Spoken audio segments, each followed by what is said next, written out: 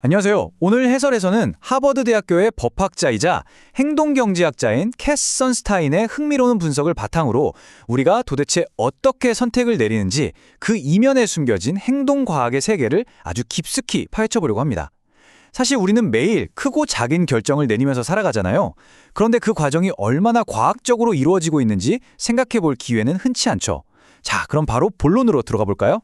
매일같이 우리에게 쏟아지는 엄청난 양의 선택지들 앞에서 아주 단순하지만 약간은 뼈를 때리는 질문을 하나 던져보겠습니다. 과연 우리는 무언가를 선택할 때 정말 충분히 생각하고 고르는 걸까요?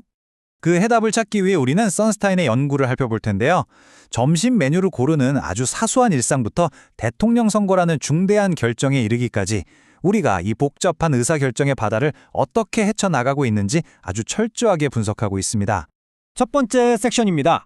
어떻게 결정할지를 결정하기에 대해 알아보죠. 우리 인간에겐 결정이라는 무거운 짐을 어떻게든 피하고 싶어하는 본능이 있습니다. 매번 고민하고 스트레스를 받는 대신에 아예 정규적인 의사결정 과정 자체를 완전히 건너뛰는 이른바 2차적 결정 장치를 사용하는 거죠. 예를 들면 매일 아침 정확히 똑같은 길로 출근하는 루틴을 만들어버리거나 아예 네가 골라 라며 친구에게 결정을 위임해버리는 식입니다. 우리의 뇌가 인지적 에너지를 아주 영리하게 아끼는 방법이죠. 처음 보는 사람을 만나거나 정보가 턱없이 부족한 상황에서 투표를 해야 할 때를 한번 떠올려 보세요. 모든 정보를 하나하나 다 뜯어보고 분석할 시간 없잖아요. 그래서 우리는 휴리스틱, 즉 정신적 지름길에 의존하게 됩니다. 나이나 성별 혹은 지지 정당 같은 범주만 딱 보고 순식간에 결론을 내려버리는 겁니다. 자, 두 번째 섹션. 인생의 거대한 갈림길 탐색하기로 넘어가 보겠습니다. 살다 보면 아주 거대한 인생의 기로에 서게 될 때가 있죠. 이때 우리는 꽤 깊은 딜레마에 빠집니다. 맛있는 저녁 식사나 테니스 게임처럼 즉각적이고 단순한 기쁨을 극대화할 것인가, 아니면 자원봉사나 일에서의 성취처럼 철학자들이 말하는 에우다이모니아, 즉 삶의 깊은 목적과 번영을 추구할 것인가, 이렇게 묵직한 저울질을 하게 되는 거죠. 여기서 정말 중요한 포인트가 하나 있습니다.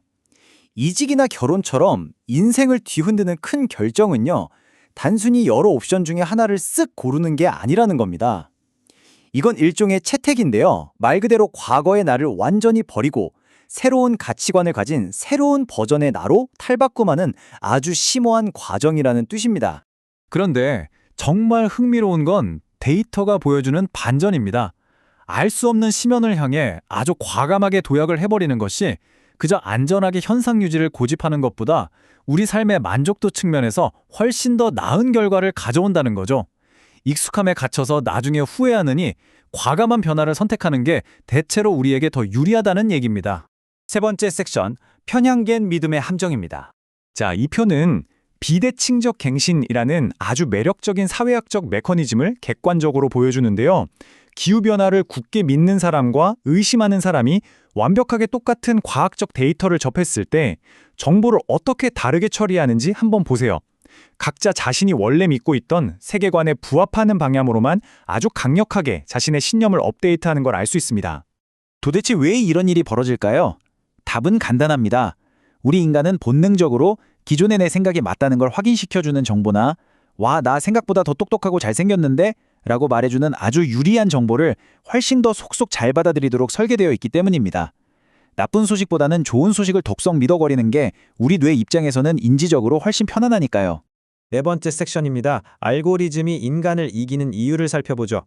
인간의 판단이 이렇게나 편향되어 있다면 누군가의 생명이 달린 아주 치명적인 상황에서는 도대체 어떻게 해야 할까요? 41.9%.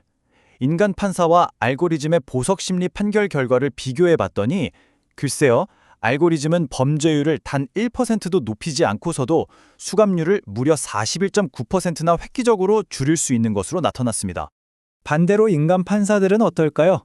알고리즘이 이 사람은 재범 위험성이 상위 1%입니다 라고 경고한 피고인들을 아주 관대하게 석방해버리는 치명적인 실수를 저지릅니다.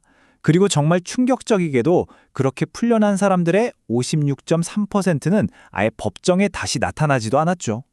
전문가들조차 이런 어처구니 없는 오류를 범하는 이유는 바로 현재 범죄 편향과 현재 증상 편향이라는 함정 때문입니다. 판사들은 피고인이 지금 당장 저지른 가벼운 범죄에 너무 꽂혀버리고, 의사들은 환자가 지금 당장 호소하는 흉통 같은 증상에만 과도하게 집착한다는 거죠.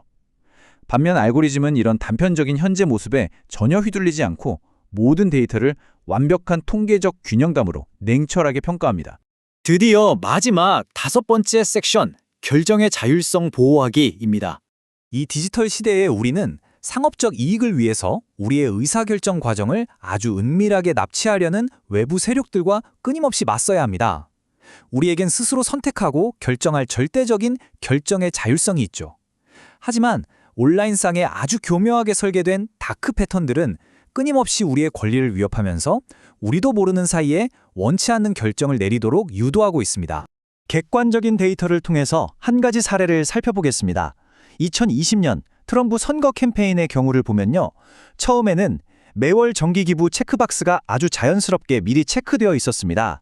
그러다 나중에는 더 큰 금액인 매주 정기기부로 슬그머니 상향 조정되었고, 심지어 매주 기부 안내 텍스트는 스크롤을 내려야만 볼 수 있게 아래로 꽁꽁 숨겨버렸죠.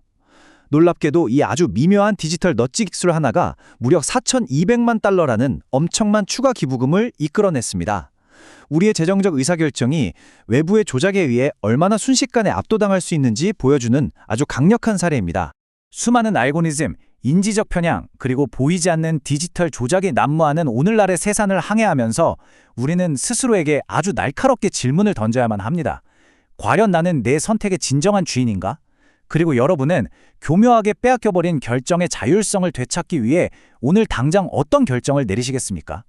이 질문을 여러분께 남기며 오늘 해설은 여기서 마치겠습니다. 감사합니다.